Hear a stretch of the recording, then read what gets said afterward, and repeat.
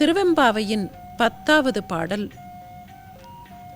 மனோன்மணி என்கிற சக்தியை எழுப்பி உள்ளமும் உணர்வும் அனுபவமும் ஒருமுகப்பட்டு அந்த இறைவனிடத்திலே போய் இறைஞ்சி நின்றி இறைவனுடைய அருளை கடாட்சிப்பதாக கேட்கக்கூடிய பாடல். அந்த வகையிலே இந்த பெண்களெல்லாம் அந்த இறைவன் சந்நிதியில் போய் நிற்கிறார்கள்.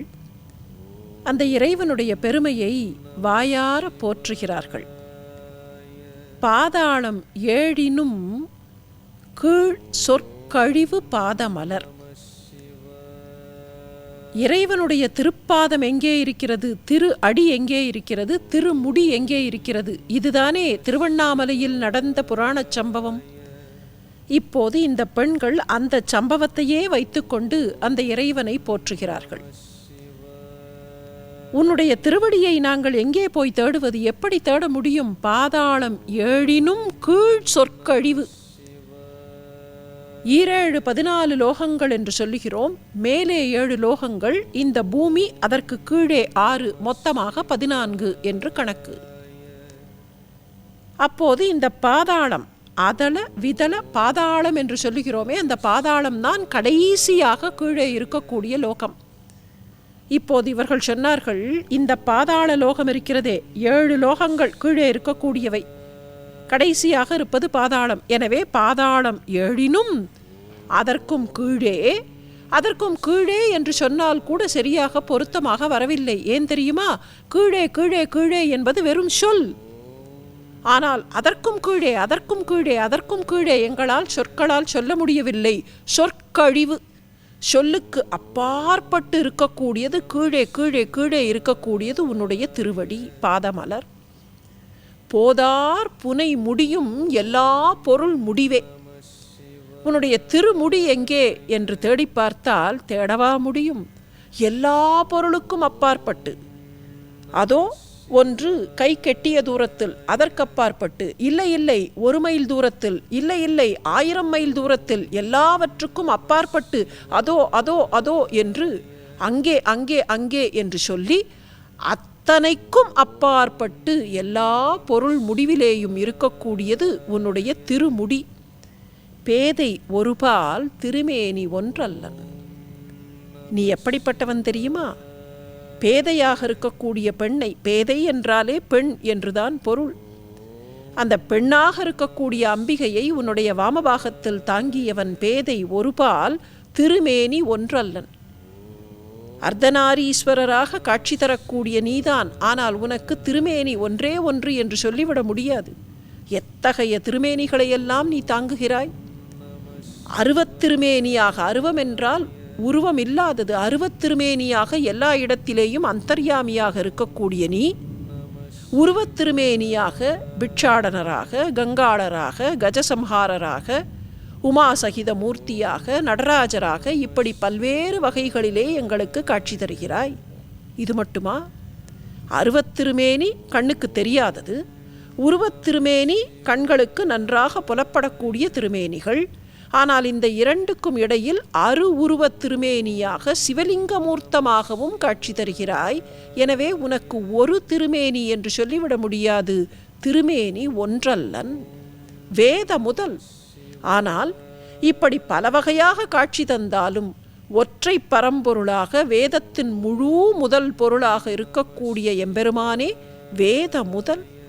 விண்ணோரும் மண்ணும் துதித்தாலும் ஓத உலவா ஒரு தோழன் தொண்டர் உள்ளன். விண்ணோரும் மண்ணும் துதித்தாலும், விண்ணிலே இருக்கக்கூடியவர்களெல்லாம் வந்து ஒரு பக்கம் நின்றார்கள். எல்லோரும் விதவிதமாக அந்த இறைவனை பாடினார்கள். மண்ணிலே இருக்கக்கூடியவர்களெல்லாம் இன்னொரு பக்கம் வந்து நின்றார்கள். அவர்களெல்லாம் விதவிதமாக பாடினார்கள். இந்த இரண்டுக்கும் இடைப்பட்ட லோகங்களிலே இருக்கக்கூடியவர்கள், பாதாள லோகத்திலே இருக்கக்கூடியவர்கள் உட்பட எல்லோரும் வந்து நின்றார்கள். அத்தனை பேரும் வந்து நின்று விதவிதமாக அந்த இறைவனை பாடினார்கள். பாடி முடித்த பின்னால் அவர்களிடத்திலே போய் கேட்டால் என்ன சொல்லுவார்கள்? முழுமையாக பாடிவிட்டீர்களா என்றால், இல்லை, இன்னும் ஏதோ மிச்சம் இருக்கிறது அந்த இறைவனை பற்றி சொல்லுவதற்கு. எவ்வளவுதான் சொன்னாலும், எத்தனை வார்த்தைகளில் சொன்னாலும், எத்தனை மொழிகளில் சொன்னாலும் சொல்லி முடிக்க முடியாத அளவிற்கு குணக்குன்றாக இருக்கக்கூடியவனே ஓத உலவா ஒரு தோழன்.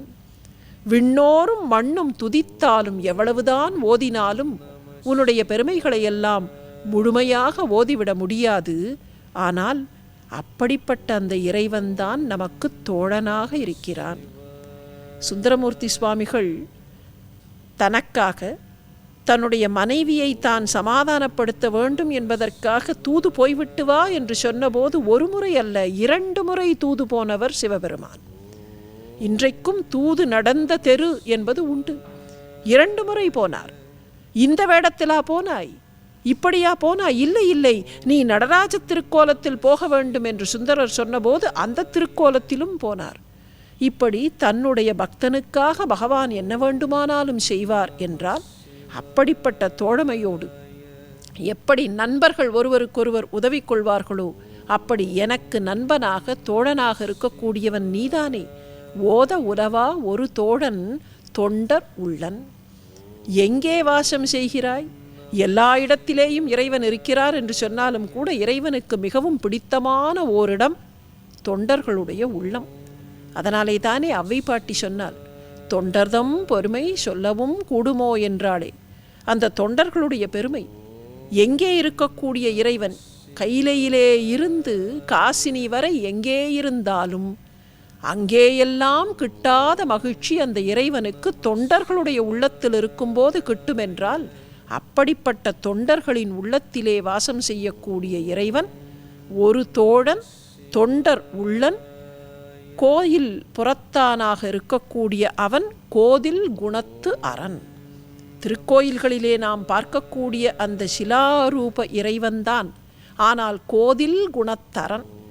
எந்த வகையான குற்றமும் இல்லாத குணங்களை கொண்டவனாக இருக்கக்கூடிய அந்த இறைவன் கோயில் குணத்தரந்தன் கோயில் பிணா பிள்ளைகாள் ஏதவன் ஊர் ஏதவன் பேர் ஆர் உற்றார் ஆர் அயலார் ஏதவனை பாடும் பரிசேலோர் எம்பாவாய். எப்படி பாடுவது? அவனுக்கென்று தனியாக ஓர் ஊர் உண்டா? அவனுக்கென்று தனியாக ஒரு பேருண்டா?